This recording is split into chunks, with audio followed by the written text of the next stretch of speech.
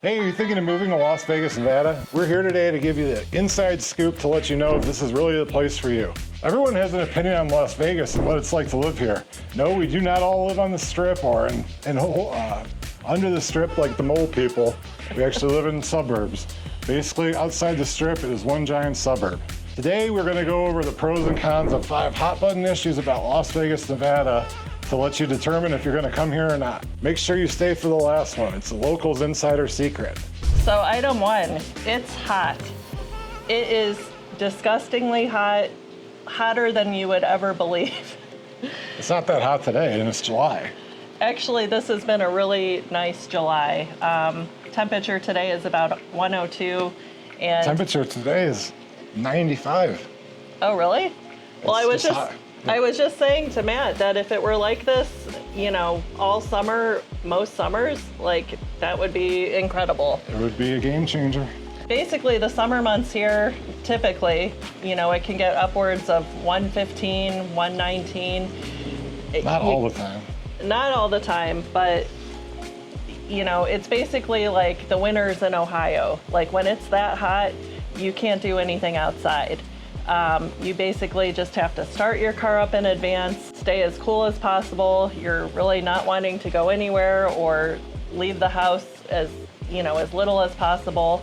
If it's even the slightest bit windy, it's like a blow dryer when you're walking around outside. So having a pool is what you need to do.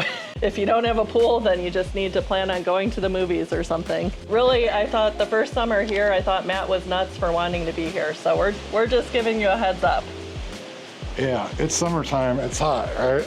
Like, it isn't hot like everywhere in summer. When it's 90 degrees out, anywhere you live, even like when we grew up in Ohio, 90 degrees out, 87% humidity, you're miserable. That's true. You know, so this is kind of the counterpoint. My bedroom used to be up in the freaking attic of my house, my little bungalow. And the only solace I ever got was a fan blasting in on me. We did not get air conditioning until I was 17 years old. And by then I had moved my bedroom into the basement, and when we got it, we were not allowed to use it. I don't know if maybe you've had a similar experience, but when you touch the thermostat, my mother would come home from work and scream at me. So yeah, now that it's me paying the power bill, I keep it at 69 every night. We have 2 air conditioners in the house, an air conditioner for the outside man cave, and it is what it is. I sleep well, I sleep like a baby, and I also pay for that. Yep, we have the power bill to prove it. So item number 2, taxes, right? Death and taxes. What else is guaranteed in life? One of the biggest reasons people are moving here from states like California, New York, Oregon, Washington, is that things are tough and people are counting every penny. The greatest thing about Nevada is that we don't have state income tax and we don't have local income tax. So if you're looking at some places that have up to 13% state income tax every year, maybe 4, 5, 6% local income tax every year, let's just say you're a person that makes $100,000. That could put $1,000, $2,000, $3,000, $4,000 a month back in your pocket. And a lot of times it'll pay almost your entire housing costs from coming here. So kind of to give you an example, we also have better property taxes. The house that we live in right now, the value on Zillow, we could probably look it up, is probably $550 to $575. Our monthly tax bill is less than $200. And the great thing about it is when you are the primary resident, you cannot go up more than 3% a year. Now, if you're an investor, you can go up to 8% a year, but you know, it's still not like insanity. $2,400 a year for a $550,000 house, I don't really think you can go wrong. Yeah, again, I'd say that's one of the biggest reasons people are moving here. However, you end up paying one way or another, and one thing to know about living here is your car registration is actually a lot higher than other places. That was something that kind of came out of the woodwork we didn't really know about because we had driven used cars for years. So when she bought the Lexus, the first year on a used Lexus was like $700 for your license plate. It's based off the residual value of your car. So anyhow, that was just a shock. A lot of people live in states that it's only $45 a year. Back in Ohio, You used to have to go to the DMV on your birthday to get your license plate. Oh, that's right. Which is the stupidest tradition I've ever come across. Yeah. But if you're a family that has a lot of cars or a big car guy, there's a lot of things that you can do. When you call us on our Zoom consult, we can kind of give you a guideline on where to go with that before you move here. And then you could save thousands in license and tag fees. Another big thing here is that I found out is when you buy a car, private party, you do not have to pay that 8% Nevada state sales tax. So if you're buying a $50,000 truck like I do, you're gonna save like around $4,000. So that's another thing that can go back towards that. That's huge. Yeah, it does help. It does help. And then I think you can do a couple of years. So if you're gonna be flipping cars, maybe, make sure you have a big family. The hot button item number 3, schools. Let's talk about schools. It's a big issue if you have kids or are gonna have kids or grandkids, things like that. Give it off to Dr. Dre. Nothing's more important than where your child's going to grow up and get their education. When it was time for us to start thinking about school for our now 11-year-old, I panicked. I had heard so many things about the Las Vegas public school system. We went to the elementary school she was zoned for and immediately freaked out and tried to find another place to live. When we found the rental house we lived in at the time, she was only 18 months old, and we didn't think it was an issue and we'd be long gone by then. It's super important to do your research and collaborate with us to pick your area if schools are important to you. Sometimes 1 block away will be zoned for a different school district. That's where we lived last time. We were a quarter of a mile from a place that people buy houses to go to the specific school, which I believe was Bonner, but we didn't live there. We lived a quarter mile in the wrong direction. So thankfully, we did some research and we were able to come up with some solutions that we didn't really even know were possible to us. Where we grew up and a lot of different places we've lived, everything is just where you live. You go to the public school or you go to some crazy expensive, fancy private Christian academy or something like that. Out in Las Vegas, there are a ton of charter schools. And now what a charter school is, kind of from our point of view, is you're getting the care and the education almost of a private school, but you don't have to pay for that. Now you don't have to be zoned in a specific place. There's a bunch of different ones. Our daughter happened to get on the lottery for Doral Academy, Red Rock for kindergarten. So what happened was we got in our first year and then she was essentially guaranteed a spot from now until high school. Now, We were so lucky. yeah, it was awesome. So if you have multiple children, if one gets in, your other children get on a priority list. Once you're in one school, there's like 8 to 10 of them. That's more her thing, but you can kind of change around, go to where's closer to you.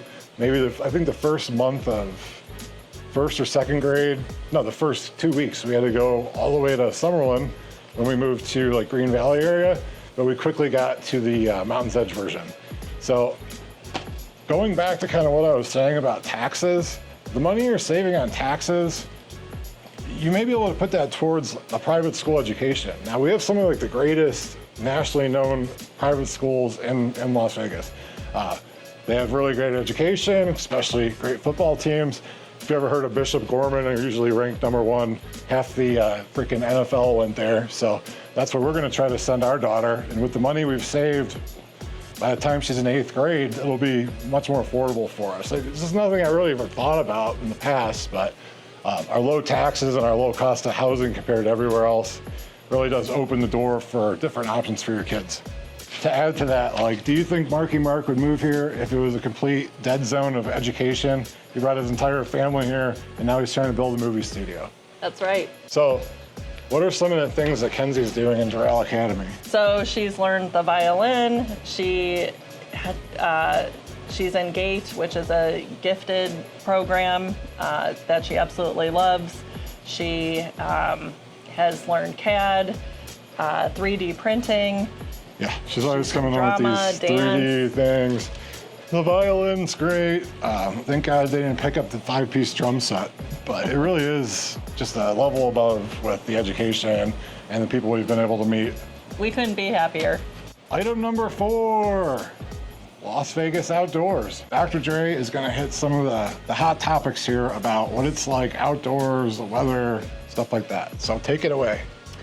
So one big misconception about moving here is that you're going to have great weather year round. You have about a month each of spring and fall where you can actually be outside, enjoy the hiking, biking, and outdoors, and all the scenic, deserty places that people love. During that month each, you might have a ton of wind. So wind gusts can get up to 30 to 40 miles an hour, sometimes even faster. It seems to fall on the weekends, right? It like sure Friday, does. Thursday. It's great. It's going to be 70 degrees out in April. You can have your plans of going hiking, and then all of a sudden it's super windy. Yeah, camping and stuff, it'll just blow you away, and then it hits the allergies hard. And then the winters here, people think are a lot warmer than what they actually are. It can get into the 40s at night, sometimes even a little bit lower. And then it snows sometimes. Yeah, at times we've seen a little bit of snow. Not to make a snowman. So, if you're moving here with the intention of being a snowbird to have those really warm winters, that's not going to happen. All of that is true. The wind kind of does stink. Sometimes in the winter it can get cold, but depending on where you're moving from, maybe 50 degrees is freaking ideal for you. One of the things, even in the summertime, it's a little weird here is if you go into the pool and you get out even at 100 degrees, since there's no humidity here, you're cold. And I'm kind of a freeze baby. I like to heat the pool even in summer. It's July. It's been 100. I've been heating the pool. She goes behind my back and turns it off. I like a more cold and refreshing pool in the dead of summer. I don't like the breeze when I get out, sometimes it sucks. So the thing for me when I moved here is that when you are driving around, depending on where you live, you are surrounded by freaking gorgeous mountain ranges, almost every direction. Sometimes you'll be coming in somewhere and you'll see the entire strip, mountain ranges behind you, clouds in the sky. When it's not hazy out, you could see 20, 30, 40 miles in directions. If you go up hiking in the mountains, the back of Mount Charleston, you could see mountain ranges 50 miles off in the distance. It's absolutely gorgeous. So what I like to do is take my truck, and I have all kinds of secret spots to go to that if you hire us, maybe we'll just let you in on, but call us for your Zoom consultation for that. But I like to go up and get into the mountains. There's a cedar forest that we go to all the time. Certain times of year, you can either bring your solo stove or make a fire, have a couple tall boys. I'm a big, huge fan of White Claw, so you bring a couple of those, not too many, or I gotta make somebody else drive home. But it's just like 30 minutes from the strip, you're in a different planet, And then another thing is you're only 2 hours from the mountains of Utah. Just go to you can go to Mount Charleston if you want to go skiing for 6 months a year. I'm too big to ski. I saw it happen to Sonny Bono. I'm already too screwed up from playing football. So he likes to go off-roading all the time, but Kenzie and I, we'd rather go off and ride our bikes while he is out having fires in the woods. It's good to be together, but when you work together and live together, sometimes you must play a part. On to the last thing. Probably the reason a lot of you might want to move here, maybe for employment, for entertainment, for whatever, the Las Vegas Strip. Take it away. All right, so before we moved here, I came out here several times for vacation. It was my favorite thing to do, come out with a girlfriend or a group of girls and, go out, go to the casinos, go to the pools. She likes to read magazines by the pool and get tan. Tan is not a color that I possess, but... Yep, have a cocktail in the pool, definitely one of my favorite things to do. So once I moved here, Matt showed off his VIP status and we were going to all these cool places. It was really the time of our lives. So now things have changed over the years. Things have gotten a bit more pricey.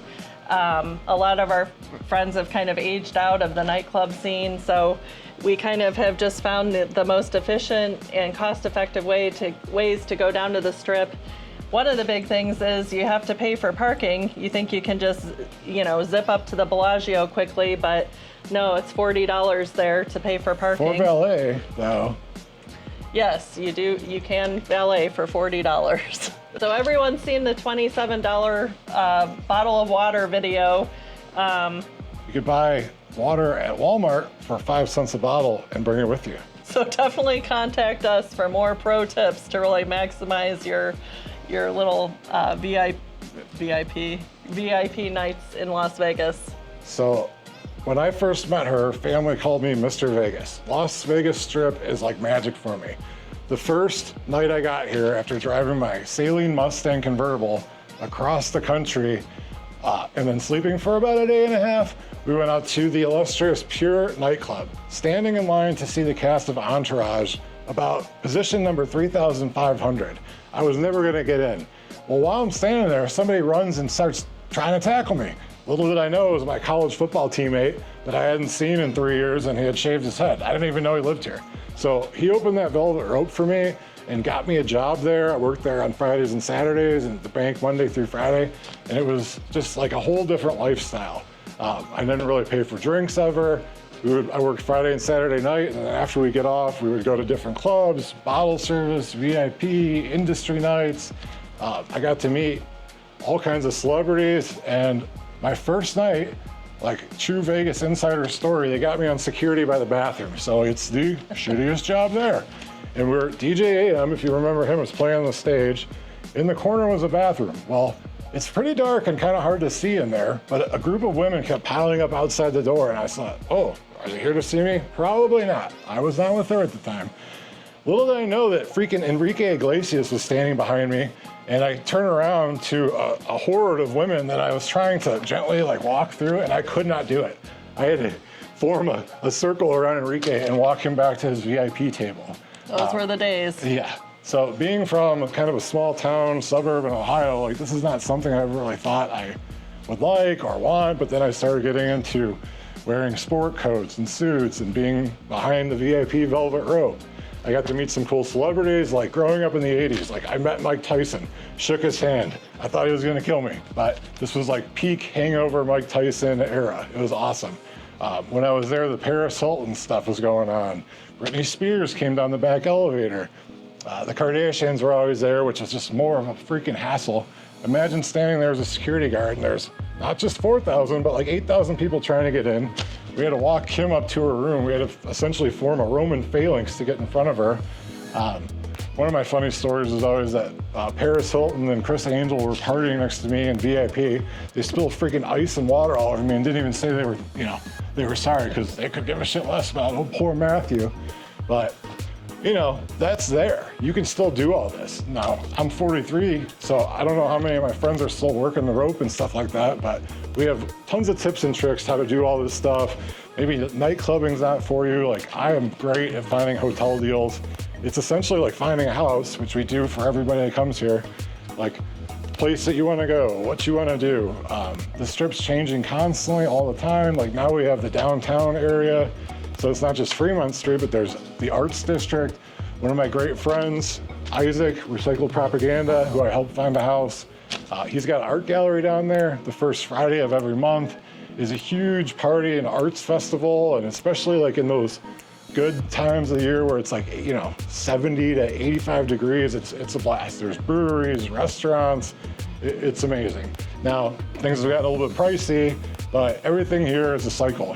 2008 when I lived here, everything got pretty cheap all of a sudden, so it's kind of expensive now, but like you kind of get what you pay for. One tip I would have for you is you got to figure out if you're gonna live here all the time and gamble all the time. I've seen it crush better men than me. Thank God I'm really only betting on the Buckeyes to win the Natty, so OH, baby. So, OH. I-O. Yeah. So if you liked what you heard today and you think you might want to move here, give us a call. We'll do a free consultation for you. And then during that Zoom call, we're going to give you some tips and tricks. We have people that are coming and going on our Zoom call 1, 2, even 3 years ahead of time. So call us as soon as you can. Our number's been listed below. Call, text, email, whatever, and we will hook you up.